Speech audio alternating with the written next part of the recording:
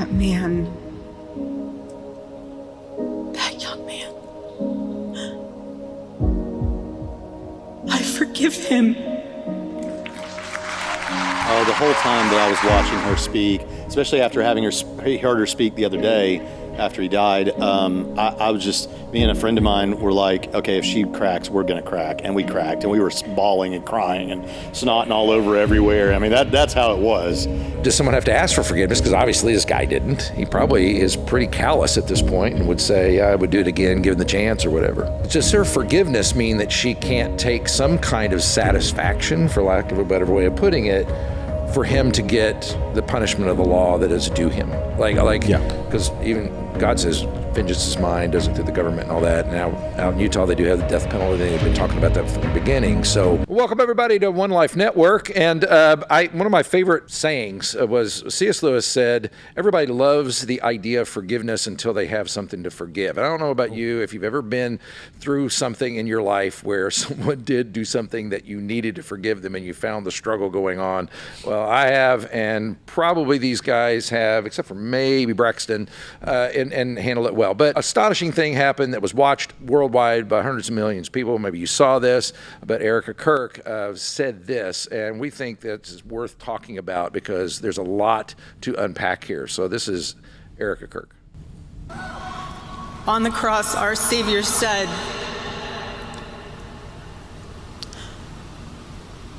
Father, forgive them, for they not know what they do. That man, that young man, I forgive him.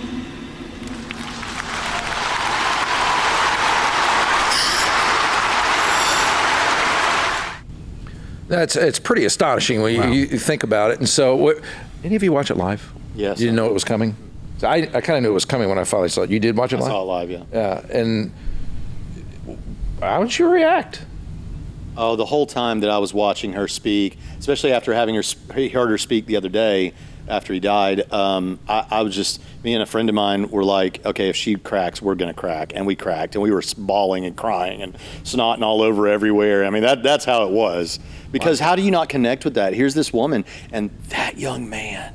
It's like she's thinking about him with love in the midst of this. Yeah. She knows her husband would have loved him and cared about him. It's powerful.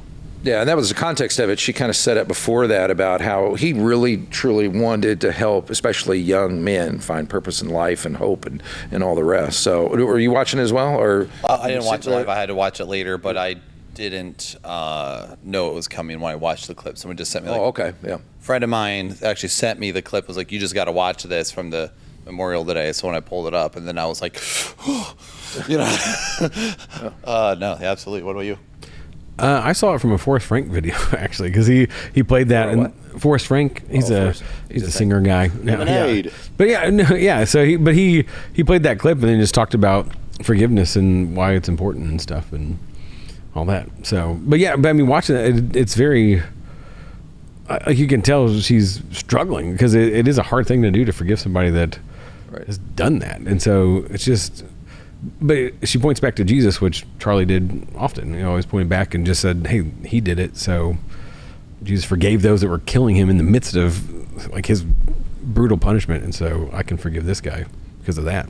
Yeah, and that brings up a difficult question about the whole issue of forgiveness. And like I said at the beginning, I always felt like I was a pretty forgiving person and all the rest, but then I ran into a situation in my life where I really did have something to forgive, and that was a very, very, very difficult thing to do. And sometimes you still feel like you wonder, because I kind of follow the outline of the Lord's Prayer, and that's built into that thing every single day. Yeah. And you kind of question. So what do you do about that? I mean, how do you, because does someone have to ask for forgiveness? Because obviously this guy didn't. He probably is pretty callous at this point and would say, I would do it again, given the chance or whatever. I mean, how do you handle that? I don't know, man. Like, one of the things I've always said about forgiveness, and there's been a lot of things in life that, you know, I've experienced that I had to forgive, and then it makes me, like, when I watch a video like this, I go, man, I am petty and pathetic in comparison to like what I struggle forgiving versus what she has to forgive. Like, Yeah. I've always thought that about you. Yeah. okay, you're not alone. Get in line. We'll just use her as shorthand from now on. Erika. Yeah, just use that and then. Oh. Yeah.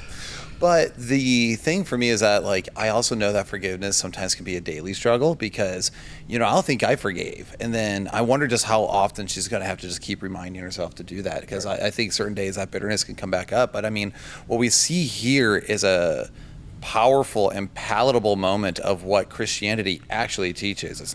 She's not going and saying she wants his head on a pike or anything like that. She's saying, I forgive him. She's showing true love and grace and mercy. And this really does contrast against the violence that we just witnessed.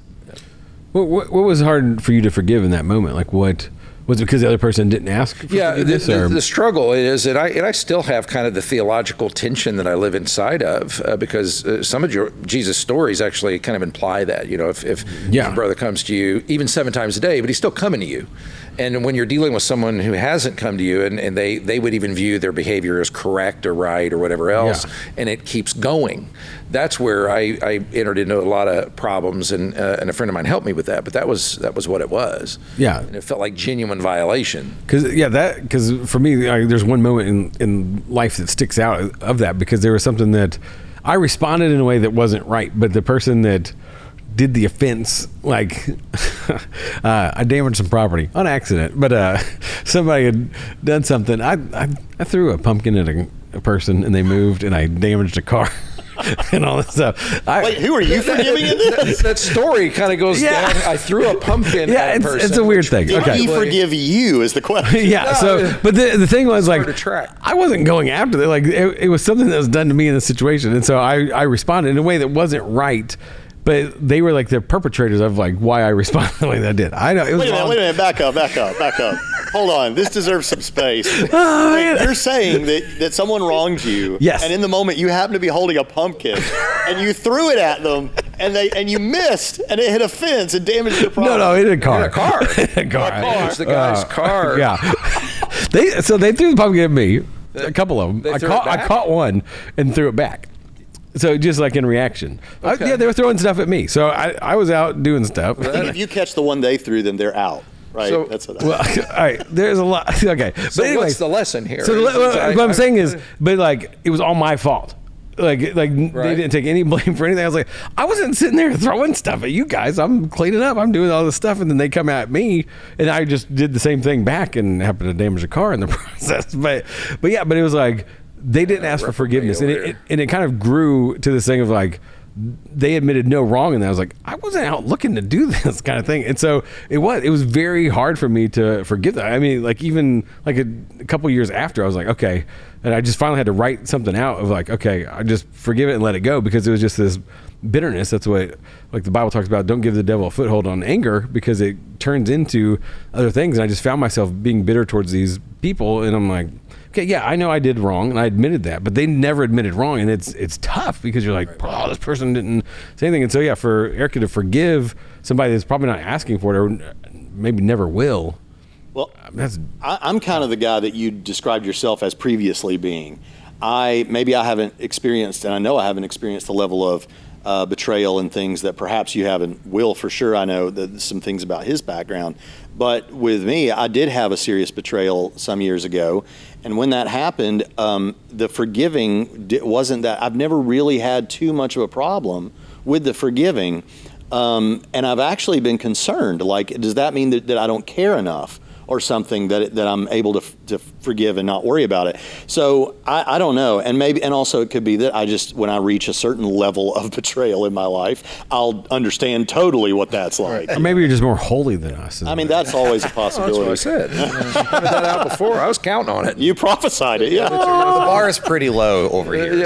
So Yeah. don't take it and let it go. I get mad at pumpkins. But I struggled with what does it mean to forgive? How do you know you have? Like, and she didn't have to say that publicly. She didn't have. No one on the planet would have held it against her if she hadn't done this in the timing that she would have. If she would have grown bitter over the years, they might have counseled her to, but she didn't have to do that. But what does it mean to forgive? How do you know you have, for like legit? Well, that's a good. Well, you haven't yet, so what about you? If I can see a certain car without throwing pumpkins in it. That is an extremely difficult question in many ways, because I think it depends on the level of hurt and resentment you are still holding within yourself. Like if you're still extremely resentful, there is still bitterness there. So you haven't really forgiven them. So an idea of forgiveness is being able to think about it, know you were wronged, acknowledge it, but not have that same amount of resentment. Like you are now at peace with it. You have made peace with it. Not to get too much in my own personal story, but just today, actually, I haven't. My mom has dementia, and many people know there's a lot of abuse in my childhood because of her. And I just got a picture of my mom from my aunt, and it's literally heartbreaking just to see her. And it was like one of those weird moments where I had compassion there. And it's that's how I know that I definitely have forgiven my mom from the past, because I look at her state now and just go, that's heart-wrenching, and so it's different. So making sure you don't have that resentment in your heart. And if you do, then you need to keep saying the Lord's Prayer, man. And I think if you can wish good on somebody that has wronged you and actually pray for their blessing and benefit and things like that, without, because a lot of times you forgive somebody and then something bad happens, hey, come up, it's you're yeah, I know, but if you can genuinely say, okay, I release this and I'm gonna pray for their good, that's when I think it's but that raises another question. I think is talked about societally. We can go ahead and cue up the Donald Trump got up a little later, and it was kind of comical, let's just admit it in some sense, but he brings up a good topic that, so does her forgiveness mean that she can't take some kind of satisfaction, for lack of a better way of putting it, for him to get the punishment of the law that is due him? Yeah. Because even God says vengeance is mine, does it through the government and all that. Now out in Utah, they do have the death penalty. They've been talking about that from the beginning. So what should, having forgiven him, what will it be like for her to, if let's say he does go all the way to the chair or wherever they're taking him? Yeah. What happens back? But let's go ahead and watch the firing squad in Utah. He did not hate his opponents. He wanted the best for them. That's where I disagreed with Charlie. I hate my opponent, and I don't want the best for them. I'm sorry. I am sorry, Erika. But now Erika can talk to me and the whole group, and maybe they can convince me that that's not right, but I can't stand my opponent. Classic Trump. Well, there you go. So it does get into a lot of things. When I have forgiven someone, is it okay at all to kind of root for the law to be carried out? Are those complete paradoxes, contradictions? I don't think so, because a lot of people love to point as though it's a contradiction between the Old Testament teaching under the law of Moses about what should be what kind of justice should be dispensed versus Jesus' notion of turn the other cheek.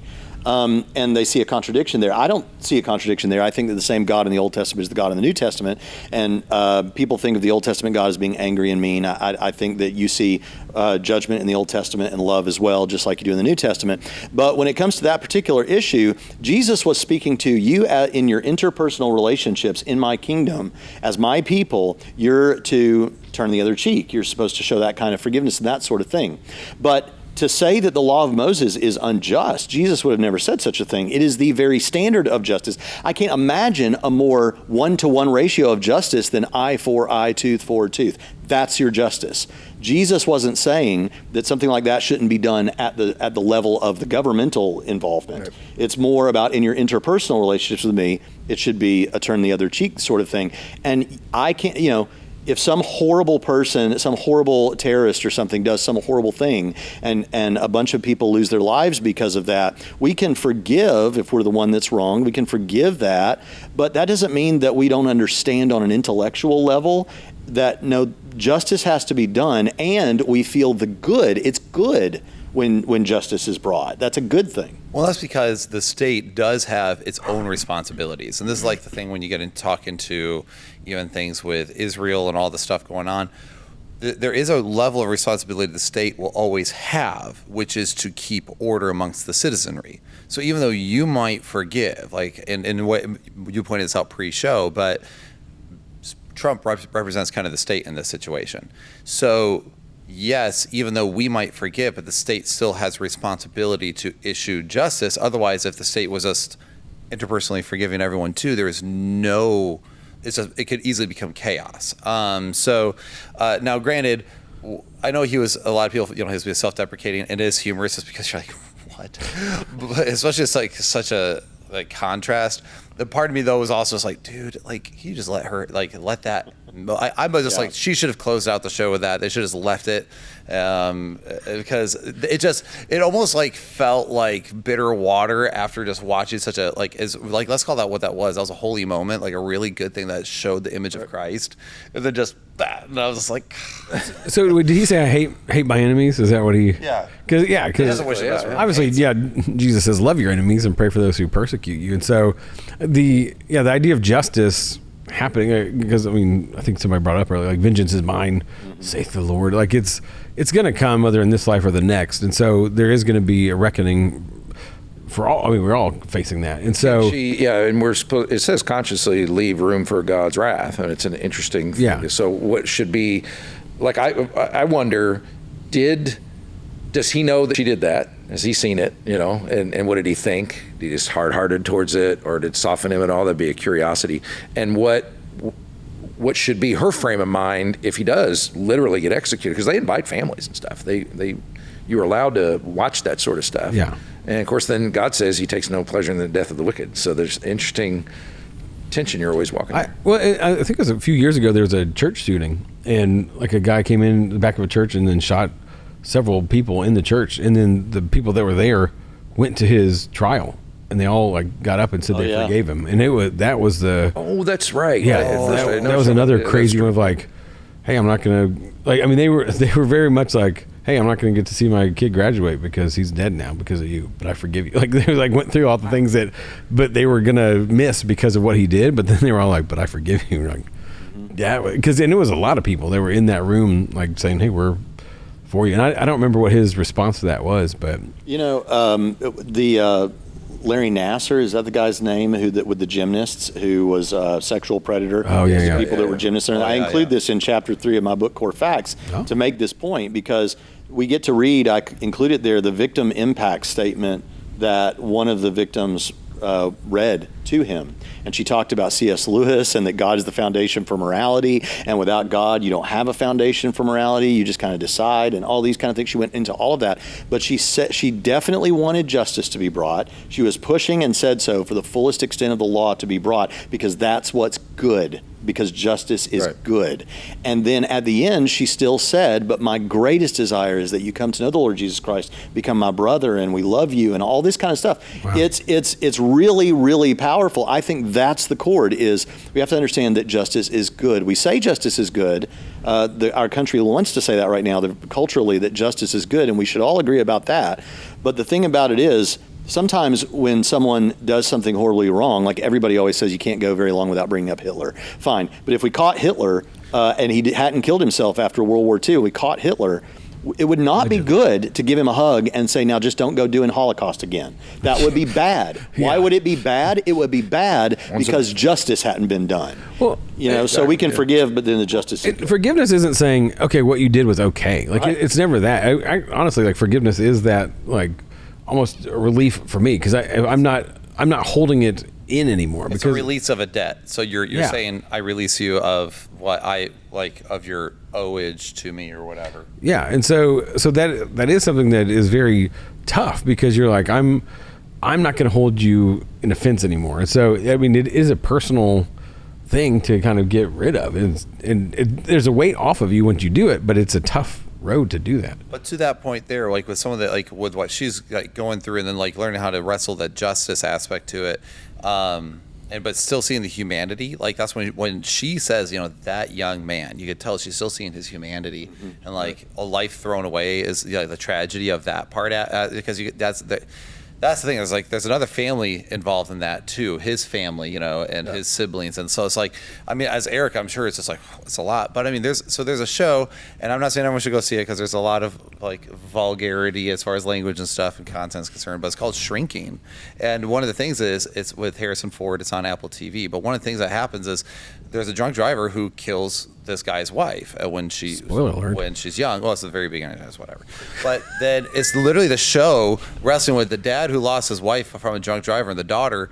And long story short, the daughter actually ends up like getting to know this guy accidentally, but then starts getting to know the guy who actually did that, and she starts trying to like make peace with it. But you see the dad getting mad about it, and it's like one of those things where like this is really.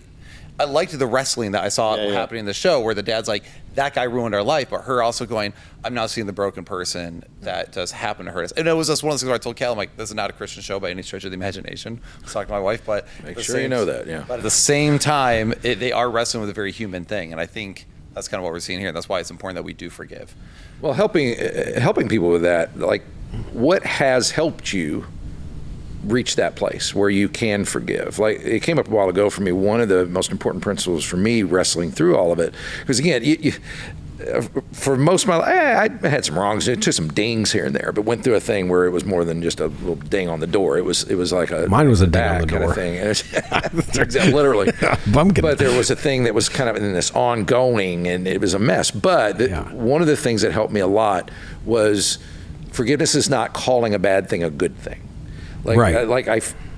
Sometimes we have this mentality like I have to get to a place where I say, it's all good, man. It's okay. What you did was okay. No, it's not. It was not okay.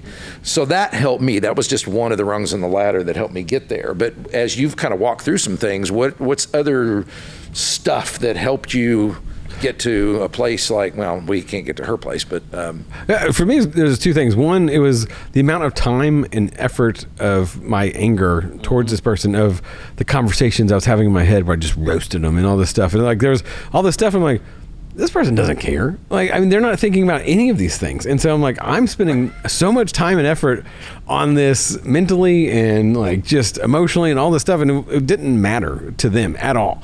And so I'm like, why am I carrying this if they don't care? And so to release that was good. And then the parable where it's the king, that this guy comes to the king and he owes him like millions of dollars or whatever. And then the king's like, okay, throw him in jail. He's going to work, his whole family, they're going to work and all this stuff. And then the guy's like, hey, give me some more time. And the king's like, you know what? Actually, your debt is forgiven. You don't have any more of this debt. And the guy's like, yes. He runs out, finds a guy that owes him like $10. And he's like, hey, you owe me this money. And the guy's like, well, I'll pay you back later. He's like, wow, I'm throwing you in jail. Threw him in jail and the king finds out about it. And he's like, you wicked servant. Like, he's like, I forgave you so much. And then you have this small debt that you can't even forgive.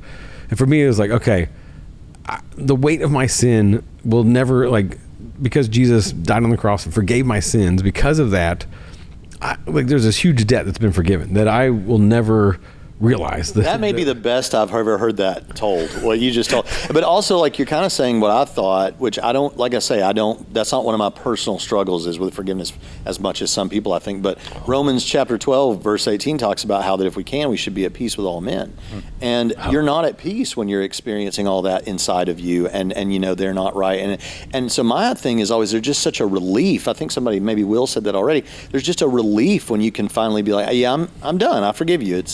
I'm over it. I'm not, and I may not be over it. That's not fair. You know, we've said you may still have to deal with it, but I forgive you. I'm not going to have this resentment and bitterness about it. But then when you do that, you're also putting accountability now back into you, right? Like, so if I say I forgive you, and I have forgiven you, then now the accountability is here for me to make sure I don't randomly pull that up and hold over your that's head. A good point. So now it's also an accountability thing of like, you know what? No, married people. I have forgiven you. I have walked away.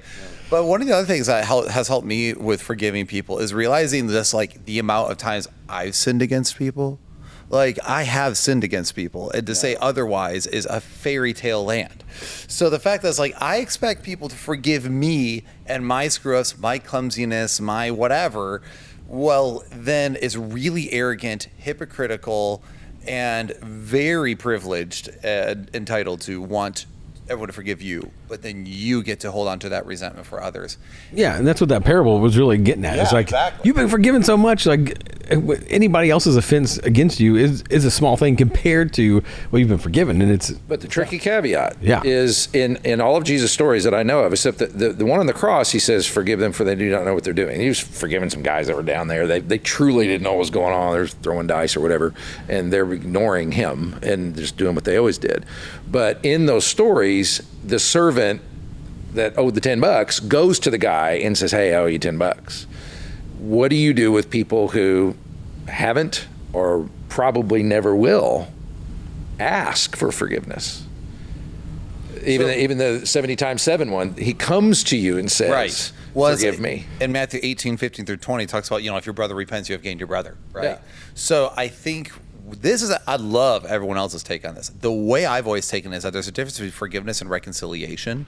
That forgiveness is the releasing of the debt. Reconciliation is the coming back together. And so I can release you of the debt, but it doesn't mean we're going to be best buds again. So it's possible I have gone through forgiveness with certain people, have admitted their wrongs, and then we've come back together and become friends again. Other people, not so much. I've forgiven, but we've clearly parted. Does Matthew 18 come into that, where like if your brother sins against you, go and show them their fault? But that's what's tough when they don't realize that they say, I didn't do anything. Yeah, that's when you punch them. Or hit him with a pumpkin, apparently. Pumpkin. But that was the struggle. That was the thing that I always kind of got in these prayerful debates with the Lord. Like, okay, in your stories, it assumes the request, which I could do, but I have a feeling I'm never going to get the request. So how do you address that for us, Brett? I don't. I'm here for counseling. This is a counseling. The closest thing I ever got to a helpful answer outside of here, of course, was a pastor friend of mine said, think of it as a gift you're giving someone that's left unwrapped.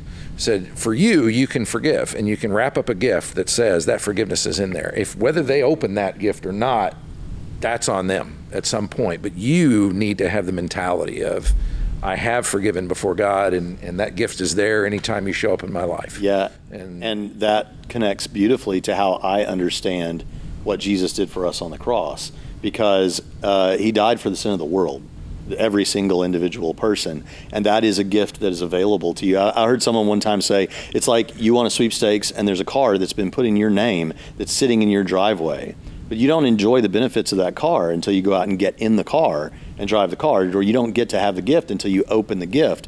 And so in a similar way, Jesus has died for the sin of the world, but you don't enjoy the benefit of that and being a part of the kingdom of God unless you open the gift. And I think that kind of models that for us. Spoken like a true evangelist. I remember being on the other side of that one time, because there was something that a person perceived a group of us that did wrong, and we thought we didn't. And he sent a group text and said, hey, I forgive you. And then somebody wrote back, for what? And I just remember, like, that's probably not a great response for that, because Buddy of mine got one of those once upon a time too. I forgive you. Okay. But that's the thing, because you can be offended by something, and the other person doesn't even have a clue, and so it's almost like if you get that from somebody, you probably need to go to that person like, hey, in my defense, I don't think that I did anything wrong in this. Just show me what the offense was, because it does. I mean, I remember carrying that, like, not that one, but the pumpkin thing, where I'm like, oh, I'm so mad, and they didn't know, like, they didn't know that I was mad at them and all this stuff, and so. Well, I think that's also, there's a difference between offense and actually sinning against. Sinning against is breaking the law against somebody. Offense is oftentimes in the eye of the beholder. It just is. Like, if I say a joke that would normally kill the room, but for whatever reason that joke struck a nerve with Braxton because of some past experience he had, that would put me in a very different position where it's like, oh, well, that's offensive. It doesn't mean I literally broke a law and sinned against you and against God. It's just literally I offended my brother, and that's a bit different. Paul says, if eating meat offends my brother, I'll not eat meat. The whole point was it's not a sin, but if it's going to bother him, then maybe we consider that. And there are limitations to that, right? But the point is, I think that matches what you're saying. Yeah. And the most consistent thing you'll see, and you guys have brought it up, is that forgive as the Lord forgave you. Forgive as the Lord forgave you is kind of throughout the entire New Testament. It's the principle. You have received forgiveness. So, the woman who washed Jesus' feet, and they compares their debts. If you were forgiven X amount of dollars, and you would be, he was forgiven much loves much. And the more you recognize about your own level of the forgiveness you've received, that's the one that you can give. And so that was the other thing that helped me kind of cross that bridge. I think we've all said that in one way or the other. So Here's the other thing that's worth noting is it says that a lot in the New Testament inside churches. Forgive one another, forgive one another, forgive one another. You know what that means? you're going to be served up things to forgive. That's what it's going to be. It assumes that reality. You are in a community, and we're a lot of times as Protestants, we're not the greatest at that. We just go starting at the church. But that's for another day. Anyway, thanks. We're out of time, guys. Erika Kirk. I almost said her name wrong, and I felt really bad. Erika Kirk is hard to. It is. Thank you very much, defending my oldness here. But great inspiration, amazing demonstration, and if you have never received that forgiveness from Jesus, please do. It's as simple as just believing and receiving. Go for it. We'll see you next time.